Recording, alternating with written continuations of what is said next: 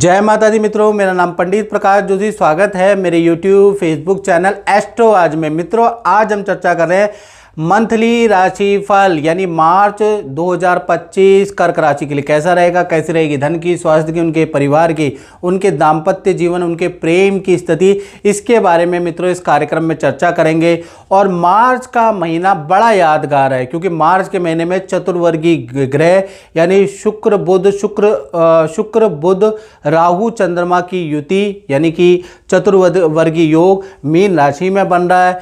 मार्च के अंदर ही खप्पर योग भी बन रहा है। मार्च के अंदर भी 30 साल बाद शनि का राशि परिवर्तन होने वाला है। इसका कर्क राशि पे क्या इफेक्ट पड़ेगा, इसके बारे में इस कार्यक्रम में हम चर्चा करने वाले। पूरा कार्यक्रम देखिएगा, मार्च के महीने में सब कुछ बताने वाले हैं जो भी घटनाएं हो रही है। सबसे पहले कर्क राशि वाले जातक और जातिकाओं की ये कुंडली, मंथली कुंडली आपके सामने नजर आ रही है। तो इस राशिफल को आप कर्क राशि से भी देख सकते हैं, अपनी जन्म राशि से, नाम राशि से, बोलते नाम से भी देख सकते हैं। आपको एक्यूरेसी नजर आएगी। यानी कि जो लोग हमारा 6-8 महीने से कार्यक्रम देख रहे हैं राशिफल का, वो लोग कमेंट में जरूर लिखें कि हम जो ज्योतिष करते हैं वो तुक्का मारते हैं या कुछ चीज़ें ज्योतिष की गणनाएं ठीक होती है। कमेंट में नए जो लोग जुड़े हुए हैं उनको बताएं ताकि उनका भी विश्वास ज्योतिष के प्रति और गहरा हो। चलिए, सबसे पहले हम स्वास्थ्य के बारे में चर्चा कर लेते हैं। तो आपकी कुंडली में आपकी राशि के स्वामी तो चंद्रमा है और चंद्रमा इस समय पे 9वें भाव के अंदर देखिएगा, शुक्र, चंद्रमा, राहु और बुध, ये 4 ग्रहों की चौकड़ी 9वें भाव में बन रही है। अब 9वें भाव में ये चतुर्वर्गीय ग्रह एक्टिव है। तो 1 तारीख से लेकर और 14 मार्च तक हेल्थ पे आपको ध्यान देना है। ठंडा गर्म खाते समय थोड़ा ध्यान देना हेल्थ पे। ईएनटी की समस्या आपको रह सकती है, नेत्र की समस्या, या फिर किसी जानवर से आपको कोई भय रह सकता है। तो किसी जानवर को 14 मार्च तक परेशान मत करना, नहीं तो उससे आपको नुकसान होगा। साथ ही साथ गिरने पड़ने से हल्का सा आपको चोट का खतरा भी लगा रहेगा। यानी ये जो चौकड़ी है इसका जो प्रभाव है 14 मार्च तक आपको हेल्थ के प्रति सजग रहना पड़ेगा, याद रखिएगा। फिर 15 तारीख से इनमें से एक ग्रह यानी बुध देव वक्री हो जाएंगे, तो यहाँ से स्वास्थ्य अच्छा रहने लगेगा।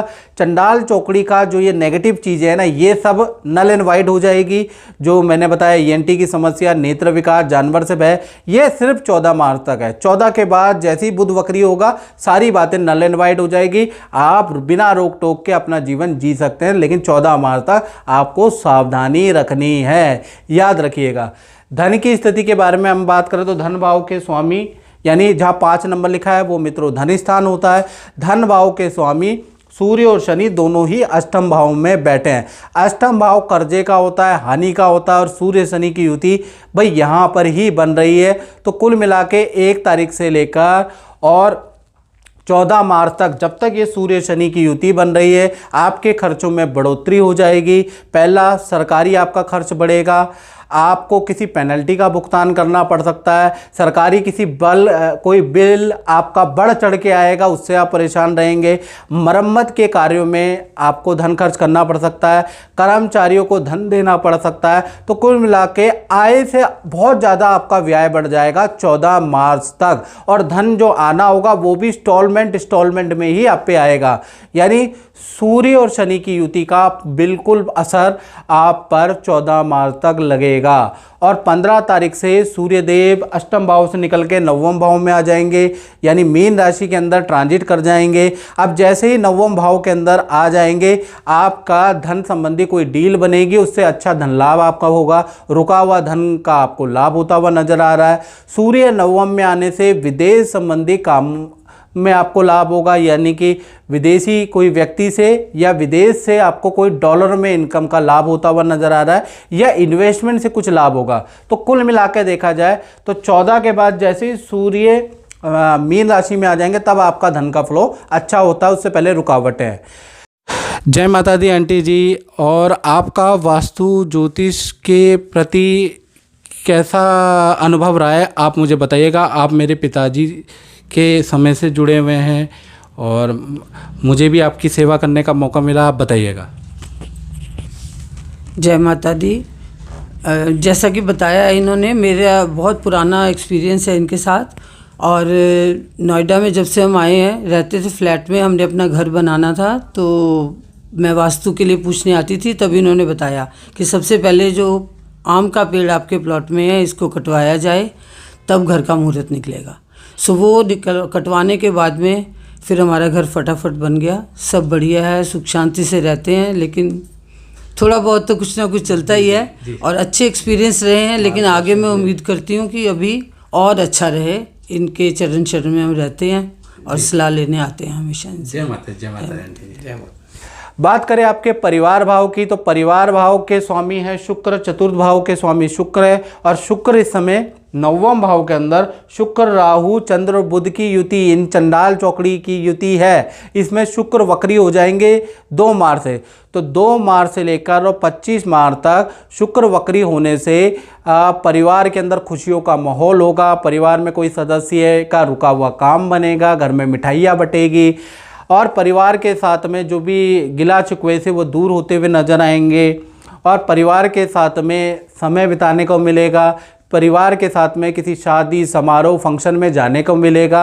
यानी कुल मिलाकर शुक्र वक्री का प्रभाव मार्च में कहीं ना कहीं अच्छा ही नज़र आ रहा है, गिले शिकवे को दूर करता हुआ नज़र आ रहा है। तो पारिवारिक क्षेत्र बहुत ही अच्छा कर्क राशि का रहेगा। अब बात कर लेते हैं कर्क राशि की संतान के बारे में। तो संतान के स्वामी पंचम भाव के स्वामी मंगल है। मंगल 12वें में मिथुन राशि में बैठे हैं। तो मिथुन राशि में मंगल का बैठ जाना अच्छा और बुरा दोनों प्रकार का फल देता है, क्योंकि मिथुन राशि में ठंडा गर्म हो जाता है। मंगल ठंडा भी होता है और मंगल गर्म भी होता है। तो यहाँ पर अच्छा बुरा दोनों प्रकार का फल मार्च में मिलेगा संतान को। पहले अच्छे के बारे में बात कर लेते हैं। तो संतान की करियर में उन्नति मंगल करेंगे। मार्च में करियर से संबंधित संतान को अच्छा रिजल्ट मिलेगा। विद्या से संबंधित गुड रिजल्ट मिलेगा। विद्या में अच्छे अंक मिलेंगे। किसी इंस्टीट्यूशन में संतान का कुछ ना कुछ हो जाएगा।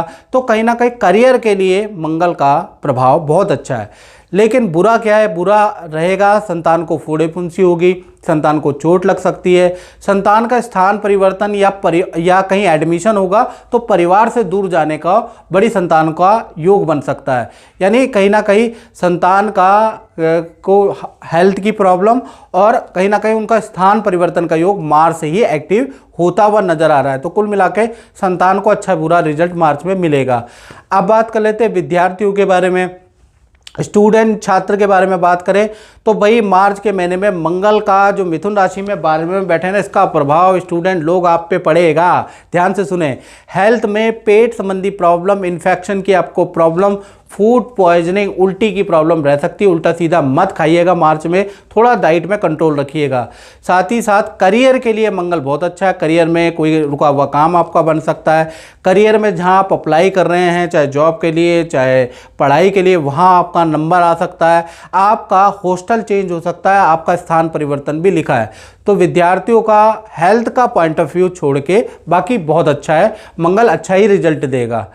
अब बात कर लेते हैं कर्क राशि वालों की नौकरी के बारे में, जो जॉब करते हैं उनके बारे में।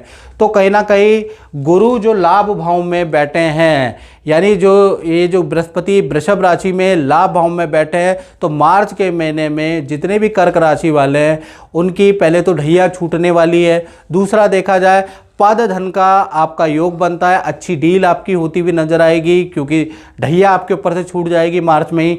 साथ ही साथ देखा जाए तो ऑफिस मित्रों के साथ में सबसे पहला काम आप करेंगे, किसी धार्मिक व्यक्ति से को प्रणाम करेंगे, वहाँ जाएंगे, या तीर्थ यात्रा आप करेंगे, क्योंकि शनि की ढैया से आपको छुटकारा मिलता हुआ नजर आ रहा है। तो कुल मिला के मार्च का महीना करियर की दृष्टि से, नौकरी की दृष्टि से धन भी देगा और अच्छी पावर में भी आपको बनाएगा और आपको पद का लाभ भी देगा और आपकी अच्छी सेल होती हुई नजर आएगी। और शनि का जो बुरा साया था वो टाटा बाय बाय आपके जीवन से हो रहा है। इसी प्रकार से अब हम बात कर लेते हैं कर्क राशि के दाम्पत्य जीवन के बारे में, यानी सप्तम भाव, इसे दाम्पत्य जीवन कहते हैं, इसे लव लाइफ कहते हैं। इसके भाव के स्वामी अष्टम भाव में सूर्य शनि बैठे हैं। तो कहीं ना कहीं चाहे पति पत्नी हो, प्रेमी प्रेमिका हो, 1 से लेकर 14 मार्च तक, जी हाँ 14 मार्च तक सूर्य शनि की युति अष्टम भाव में बनी रहेगी। यानी कि आप दोनों पार्टनर में, पति पत्नी में, प्रेमी प्रेमिकाओं में छोटी छोटी बातों को लेकर अनबन रहेगी, छोटी छोटी बातों को लेकर आप दोनों लड़ते रहेंगे, नहीं लड़ेंगे तो आपके पार्टनर को सूर्य शनि की युति से हेल्थ के इशू रहेंगे, यानी कि किसी को हेल्थ के इशू रहेंगे तो उनमें बन जाएगी, और जिनमें नहीं बनेगी, जिनकी हेल्थ ठीक रहेगी उनकी बनेगी नहीं। तो कुल मिला के या तो वाद विवाद रहेगा या हेल्थ के इशू रहने वाले हैं। तो ऐसा रहेगा कहीं ना कहीं 14 मार्च तक। 15 मार्च से ये सूर्य शनि की युति टूट जाएगी, सब कुछ ठीक हो जाएगा, रिलेशन पहले की से भी अच्छा बेहतर होगा। पार्टनर का कोई करियर से संबंधित रुका हुआ काम भी बनता हुआ नजर आ रहा है। यानी 15 मार्च के बाद चाहे पति पत्नी हो, प्रेमी प्रेमिक हो, सब कुछ उनका चंगा चंगा चंगा रहेगा। लेकिन सूर्य शनि की युति का प्रभाव 14 तक तो भाई आप पे रहने वाला है, तो थोड़ा पार्टनर से कम उलझें। अब बात कर लेते हैं कर्क राशि वाले, उनकी जो व्यापार करते हैं, दुकान चलाते हैं, फैक्ट्री चलाते हैं, तो कहीं ना कहीं कर्म भाव यानी दसम भाव के स्वामी 12वें भाव में बैठे हैं मिथुन राशि के अंदर। देख रहे हैं मंगल 12वें भाव में बैठे हैं, तो मंगल का जो 12वें भाव में बैठना यानी अच्छा और बुरा दोनों प्रकार का फल मार्च में आपको मिलेगा। मार्च में आपकी अच्छी सेल होती हुई नजर आएगी, व्यापार में वृद्धि भी होती हुई नजर आएगी, ये मंगल का अच्छा प्रभाव है। बुरे के बारे में बात करें तो मार्च के महीने में क्योंकि मंगल खर्चे वाले भाव में बैठा है, तो इलेक्ट्रॉनिक आइटम में आपका खर्चा होगा, मशीनरी पे आपका धन खर्च होगा, आपके कार्यालय में, फैक्ट्री में, दुकान में शॉर्ट सर्किट होगा, उस पर भी धन खर्च होता हुआ नजर आएगा। तो अच्छा और बुरा दोनों प्रकार का रिजल्ट आपको मिलता हुआ नजर आएगा। तो मित्रों, इस कार्यक्रम में बात इतना ही। मुझे दीजिए इजाजत। जय माता दी।